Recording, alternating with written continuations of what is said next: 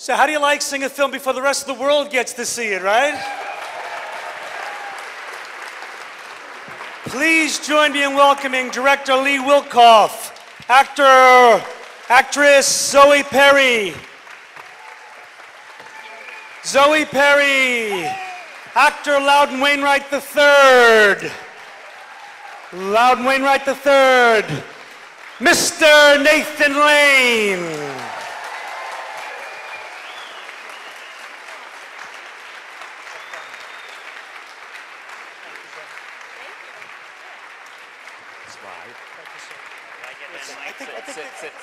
Sit. This is yours. Hi, everybody. The first person I want to thank is Alan Ingalls, who gave us an opportunity to have this film shown for the first time to anybody except for my crew in this amazing venue. It's just fantastic. There's a lot of people here from my crew that I just not going to be able to thank. I can thank all of them, but I'm not going to be able to name all of them, but they know who they are. I did want to acknowledge a few people. Jennifer Snowden, who did all our makeup. And my young prodigy cinematographer, director of photography, Brian Lannon. Stand up, Brian. He's 14 years old, and no, he's not, but he's about 26, something like that. Maki Takanuchi, she's my art director. Stand up, Maki. And I want to acknowledge a couple actors that are here. Nancy Duckles, who played Norma. She's one of the people in Dayton, Ohio. Nancy lives in Knoxville, Tennessee. She's a well-known and respected actress there, and she also is an associate producer on the film, and without Nancy, I could not have made this film. And also a young lady who played Lena, the director. Her name is Constance Grappo. I'd like her to stand up.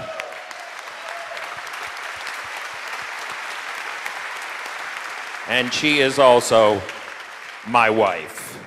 So, who else do I have to thank? Oh, I can't remember, but thank you, everybody that's here that was involved with making this film. I couldn't have made it without you. It was one of the most special experiences of my life, both creatively and personally and professionally. Now we're going to open the... I wanted to acknowledge one other person. The man that played Phil, the little tree stump, he passed away in the end of the year. J.R. Horn, he was really special, and he's beautiful in this film, and we miss him. And we're doing another run of the credits, and the film will be in his loving memory. So I just wanted to acknowledge J.R. We love you, J.R. So now we'll open the floor up to questions. Any questions? Remember, you can tweet your questions to hashtag SBFF. Any questions in the audience? Yes. Yep. For you, Mr. Lane, what was the hardest part about your role of Herschel? The question was, what was your hardest part about the role of Herschel? Thank you. I heard him, but thank you. The back didn't. I know. When it gets higher up, it'll be, we'll have such a relationship. But thank you. What was the hardest thing?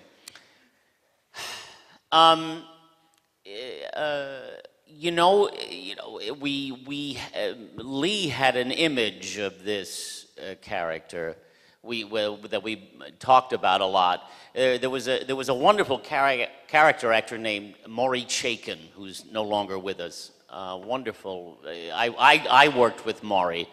He was a beloved character actor. And I did my first play with Maury in 1973. yes, and correct.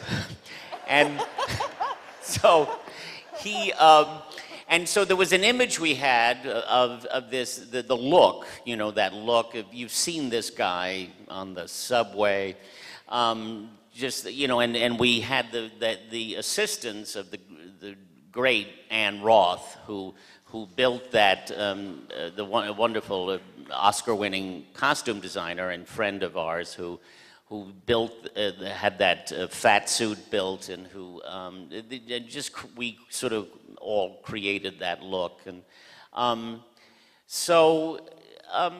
guess it's, you know, you don't want that kind of character to be self-pitying. You know, he's still angry.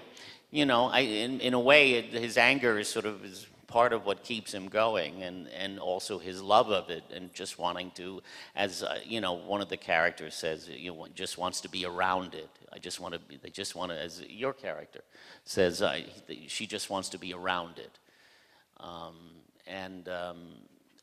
You know, and then it was, but I must say, you know, this was a very short period of time that we did this, but it was, I had one of the best times I've ever had in making a movie, doing this little teeny tiny film, that, you know, is, one could say it's a, you know, a niche film, and yet I think everyone can relate to the notion of you know, dreams lost or shattered, and you know, you think it's going to turn out one way and it doesn't, and how do you come to terms with that? So the joy of it was to be with these wonderful actors, Franny Conroy and Boyd Gaines, and everyone who in that little Equity Lounge, so in a way, it wasn't so difficult. It wasn't, you know, it was a kind of wonderful place to be, and I, you know, enjoyed being him, this sort of angry, lost soul. I had one note for Nathan, because Nathan doesn't need me to tell him what to do, but and I don't know if he used this, but I just said, imagine, Nathan, if you, Nathan Lane, were not allowed to act anymore, because I know a lot of actors, but I don't think I know anybody that enjoys it and works so hard as Nathan. So not being able to act, and Herschel has not been able to act for 22 years. So whether or not he used that note, it sure seemed to me like he used that note. So there you go.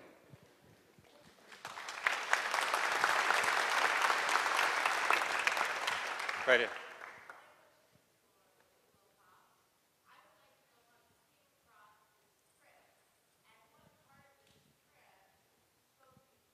Well, I didn't, even though I don't like to,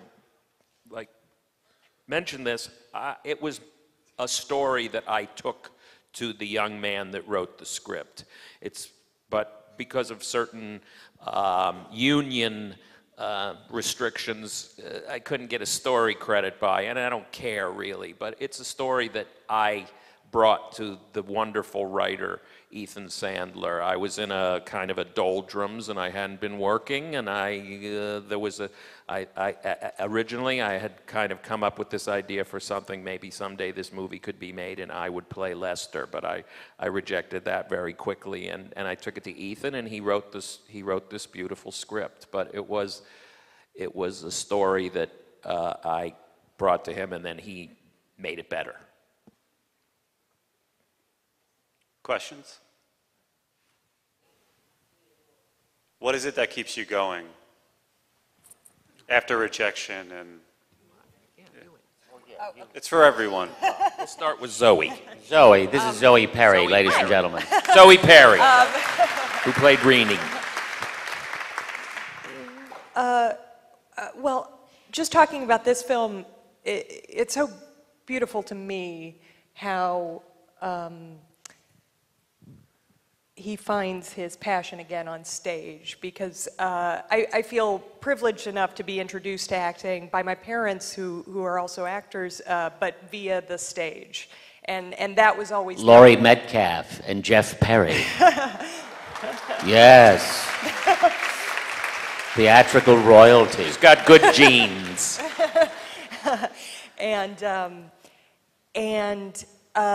It's something. It's a source for them that seems to have never faded, and they enjoy other mediums, but that's something that they always go back to. And so I think probably for anyone, if I could speak to my short time doing this, it's lovely to obviously have the ability to go from various projects one to the other, but I always really enjoy going to theater, because I just feel like that's where you get to really play in a rehearsal space and find all the parts of things that make you tick. And this movie is, I don't know, just a wonderful celebration of that. People who are stage actors on screen talking about the love of it. What keeps you going, Loudon? Where's my mic? Oh. Well, I occasionally work as an actor, although I studied to be an actor, but then I slid over into music, and that was good, because being an actor is a frightening. The music business is tough, and rejection in general is tough. But that scene in the movie, just watching that audition scene, it's just we've all been there, where you're just dying and not getting the job, and then they say, "You were great, thanks for coming in." And all the little things in this movie about that struggle. Again, I dabble as an actor, but I have lots of friends who do it, and it's a miracle that they do keep going. And I guess they keep going because it's their job, and they love it and they hate it, but they have to keep going, I guess, because there's no more room in real estate or marine biology.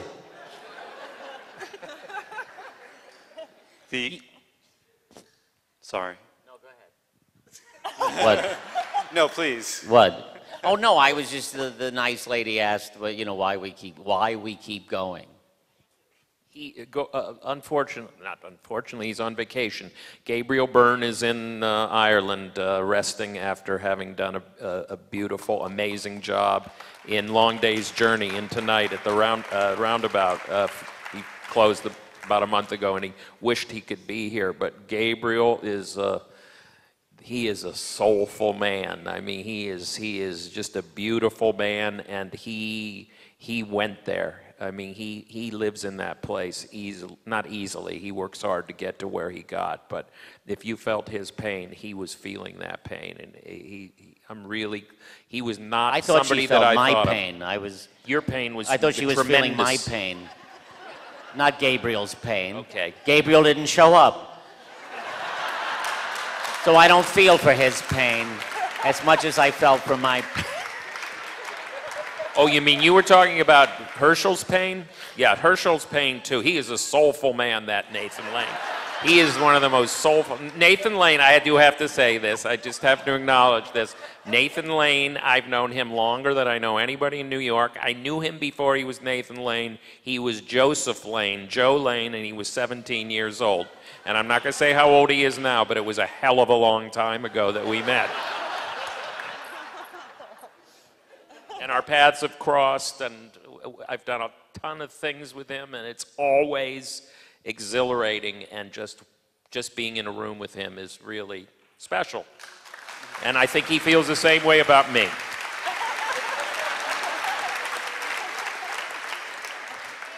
You know why you keep going? You keep going, well, because what else you gonna do? I have no other skills, so you keep going. But you know, you're always in search of that, those moments that you have, because they are moments over the years of performances or things when it all comes together, and then you're just sort of sailing. And it doesn't happen all the time, but when it does happen, it's the most thrilling thing in the world. And so we're, in a sense, we're all after that, trying to reach that again, that whether, you know, that moment of truth or that moment of emotion or whatever it may be, or laughter. It's just that those moments that you have as you, especially as you get older and you know, I mean, when you're not going through, well, you're always going through rejection. Somewhere, someone is rejecting you. Just get on the internet. So, you know, you get to really find out what people think of you under anonymous comments. But, you know, you keep going because you love it. You know, that's the thing, the simplicity of that woman saying, oh, of course I love what I do. And she has to sort of remind him of that's what it's about. I remember having a moment with George C. Scott years ago. We were about to start a play called On Borrowed Time, and we got together to do a press thing together. And I had worked with him 9 years before, and now I was older, and we were doing this play together, and he showed up, and it was right after Colleen Dewhurst, his ex-wife, had passed away. And he showed up, and he had been drinking. And I was a little concerned about, you know, we were going to go out and talk to the press. And yet he wasn't, I'd seen him in different stages of drinking. But in this case, it was sort of a mellow high. And we sat and we talked, and I hadn't seen him in a long time, and he said to me, we talked about just various things in our lives, and I had said how sorry I was about Colleen's passing. And then he, out of the blue, he just turned to me and said, "Do you still love it?" And I said, "What? Love what?" He said, "Acting." He said, "I've never seen anybody who loved to act as much as you do." And I said, and I was like, "Oh, yes, of course, I still love it." He said, "Good, don't ever lose that."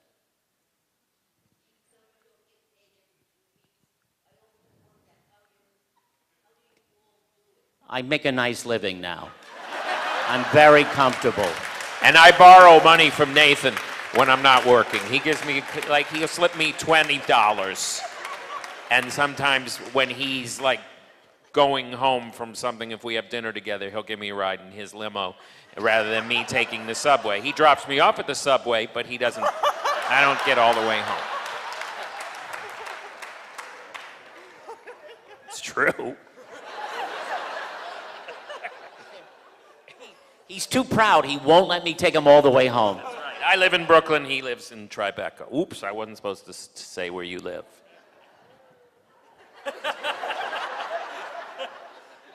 Yes, now we could really use your help. All the way in the back there. Yep. Stand up. There you go.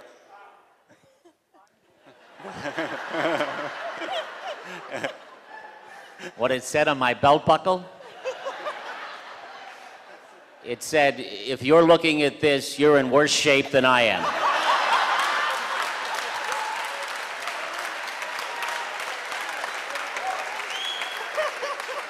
It's amazing they fit that all around the buckle. What did it say? I should know.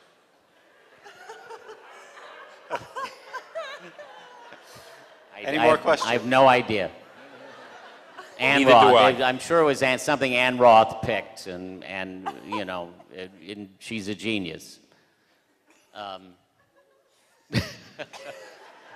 I honestly don't remember. Yes, sir, right here. Well, sure. I mean, just like any of us in any profession, you gain strength from those kinds of friendships. You know, what's interesting, the Equity Lounge doesn't really exist anymore in this way. I remember it vividly as a kid going there and thinking, as Lee said, you know, you never want to wind up at the Equity Lounge. You don't want to be one of these people who shows up here every day just looking at it. I vividly remember seeing the same people there very often. I'm going to interrupt. The real impetus for making this movie was I would go in the Equity Lounge very rarely. It's a place a lot of people would go to audition. If you didn't have an agent, there'd be open calls, or people would just hang out there. I'm not positive what the gap was, but I did not go in the Equity Lounge for at least 10 years. I went 10 years earlier than I went. I saw a group of people, and I looked at them, and they were friendly, and they were dressed. One guy was wearing an ascot, and one woman had a dog in a little basket. And I went back 10 years later, and I swear to God, the same people were there. It was the same 3 people, and I said, there is a movie here.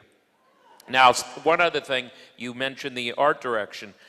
The Equity Lounge no longer existed when we made the movie. I went in and took pictures a couple months before it was closed, and my art director, my production designer, Maki, it was the last location that my location manager found with like 5 days before we were starting to shoot the movie, and because we shot in there for 9 days, it was the first 9 days of the film. In less than 3 or 4 days, Maki and her crew built that space, and people see the people that have seen the movie, that a few people that I've shown it to, some actor friends on a disc, that they thought we shot it in the lounge, but it was completely created by Maki in 4 days.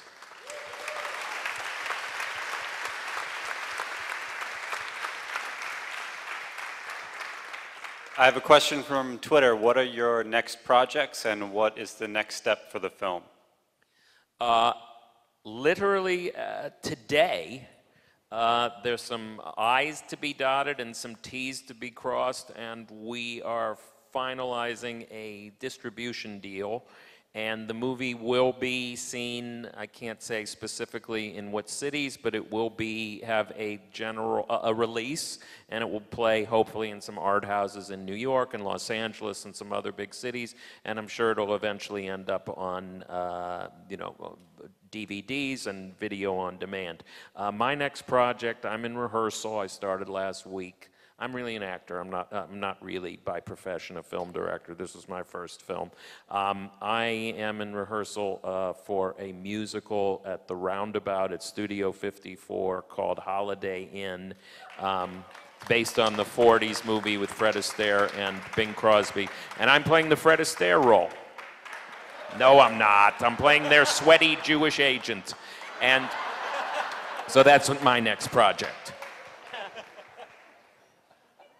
What's your next project, Zoe? Well, I didn't realize the Equity Lounge was closed. I've got nowhere to go tomorrow. I'm auditioning. Oh. That's my life. Okay. And what's your next project? Well, I'll tell you, Nathan. I'm going to Minneapolis on Friday with my guitar and playing a show. And then Chicago on Saturday. And then you're doing your one-man show in Ireland next month, That's right? I have a show, a theatrical show, a one-man show that I've been working on for 3 years, and I'm doing that in Ireland, in Kilkenny. And please, everybody, come. 'Cause it's going badly. No one's buying tickets. So that's in 2 weeks. I'll see you there. You're doing a real exciting. Oh, and you should go see it. You should go to Kilkenny, because I hear it's a great, great show. I'm about to start rehearsal in a couple of weeks for a Broadway revival of The Front Page. Great old play by Ben Hecht and Charlie MacArthur with John Slattery and John Goodman, and it's a cast of thousands, and it's a great classic American comedy of the 20th century, and everyone should see it. So there you are. Okay. All righty then. Well, yeah. Yes. There is an emotional wear and tear. There is a certain how much you give of yourself, especially if you're doing it 8 times a week. Lee and I did the Iceman Cometh, and I knew and what it cost to do that 8 times a week was. It was interesting the effect it had on all of us. Again, another huge cast, but we would show up every night, and it felt like we were, Iraq veterans going on another tour of duty. It was like we would look at each other like, are we going to go through this again? And it's there is, it does cost you, and has an effect, but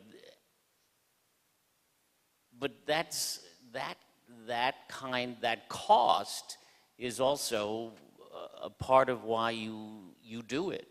You want that kind of challenge. You want that. It's not. Yeah, I'm sure. It has effects on our psyches, and it's why we might have other emotional problems at times. But it's also a part of that's a part of it. It's a part of what you want. You want that. You want to push yourself to go to those places and challenge yourself as an actor. It's why you want to be an actor. So yes, that's a part of it too. Okay, 2 more questions.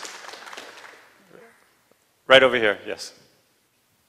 How true to the industry did the film portray jealousies and stuff?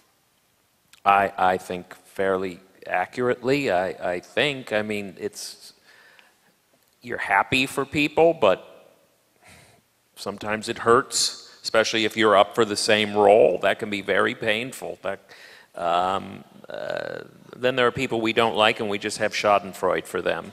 But not many. We like everybody, right, Nathan? No, it can be very, very painful, and it can be very, very exhilarating, and it can be there's envy, and there's I think envy more than jealousy. But I can't speak for every actor. I've been through. There's been difficult. I have to say, when I was a younger actor, there were times when I was envious of Mr. Lane's career. I think I've acknowledged that to him. I've made peace with it. But our paths crossed earlier in our career. I can honestly say that sometimes it was difficult, but I'm over it.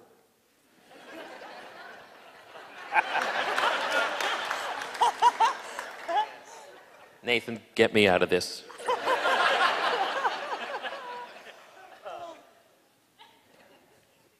Yeah, well, I don't. It's not just actors. The grass is always greener, and well, we're envious of. We can't, as Herschel says, you can't, be counting other people's blessings. And you gotta, you have to look after yourself, and that can't be what it's about. It's got to be about it's ultimately all has to be about the work, and it's hard, and these days it's really hard. I can't even imagine someone wanting to go into show business now.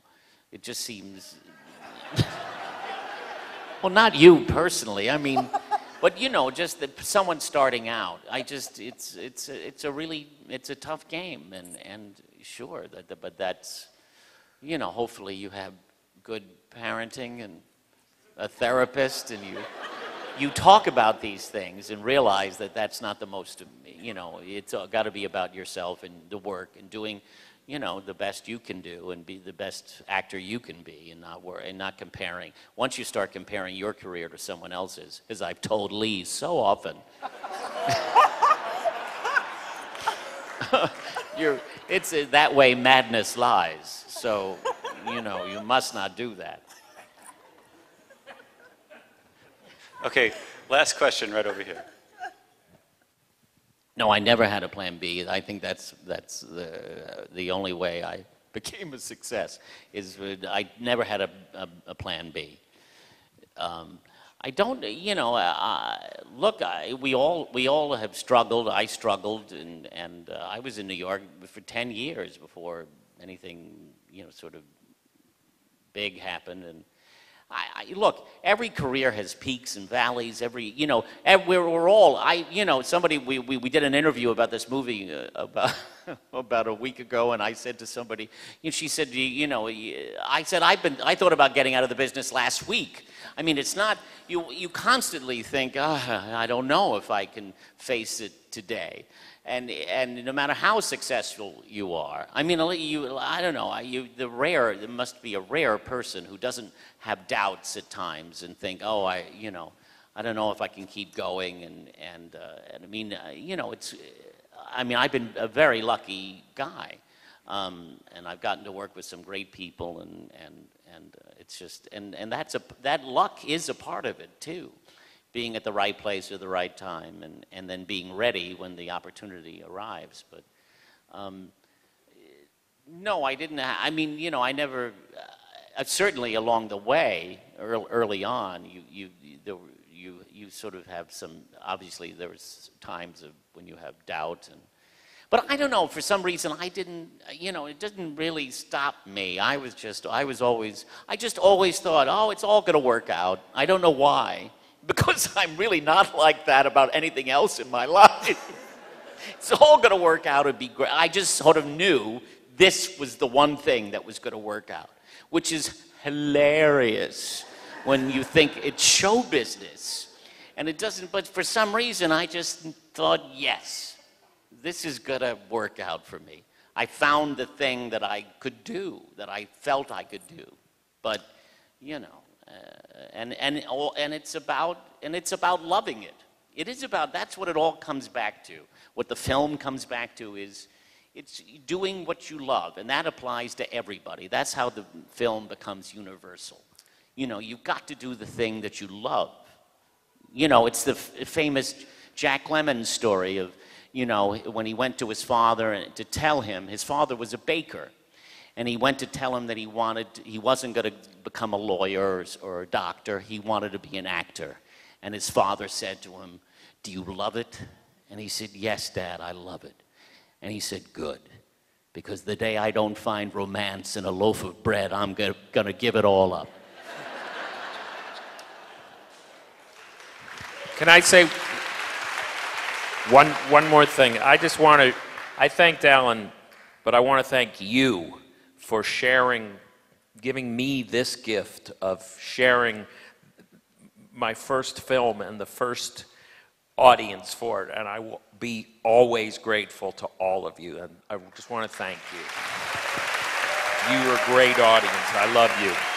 Lee Wilkoff, Zoe Perry, Nathan Lane, Loudon Wainwright III. Thank you for sharing your love with us.